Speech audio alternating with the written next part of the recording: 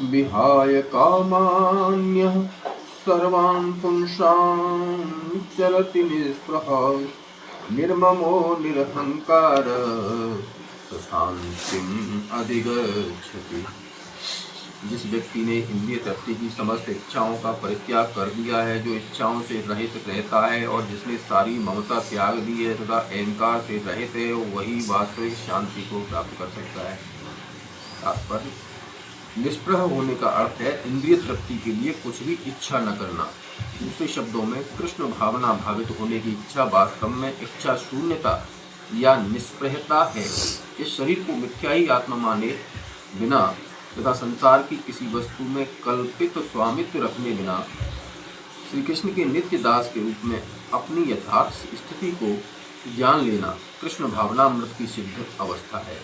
जो इस सिद्ध अवस्था में स्थित है वह जानता है कि श्री कृष्ण ही प्रत्येक वस्तु के स्वामी हैं। अतः प्रत्येक वस्तु का उपयोग उनकी तुष्टि के लिए किया जाना चाहिए। अर्जुन आत्मतुष्टि के लिए युद्ध नहीं करना चाहता था, किंतु जब वह पूर्ण रूप से कृष्ण भावना भावित हो गया तो उसने युद्ध किया, क्योंकि कृष्ण चाहते थे कि वह युद्ध करे। उसे अपने लिए युद्ध करने की कोई इच्छा न थी, किंतु वही अर्जुन कृष्ण के लिए अपनी शक्ति पर लड़ा। वास्तविक इच्छा शून्यता कृष्ण तुष्टि के लिए इच्छा है। यह इच्छाओं को नष्ट करने का कोई कृत्रिम प्रयास नहीं है। जीव कभी भी इच्छा शून्य या इंद्रिय शून्य नहीं हो सकता, किंतु उसे अपनी इच्छाओं की गुणवत्ता बदलनी होती है। भौतिक दृष्टि से इच्छा शून्य व्यक्ति जानता है कि प्रत्येक वस्तु कृष्ण की है। ईशावास्यमिदं सर्वम्।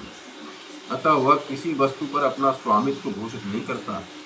यह दिव्य ज्ञान आत्म साक्षात्कार पर आधारित है, अर्थात इस ज्ञान पर कि प्रत्येक जीव कृष्ण का अंश स्वरूप है और जीव की शाश्वत स्थिति कभी न तो कृष्ण के तुल्य होती है न उनसे बढ़कर।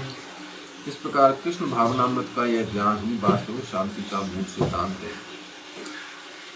ईशा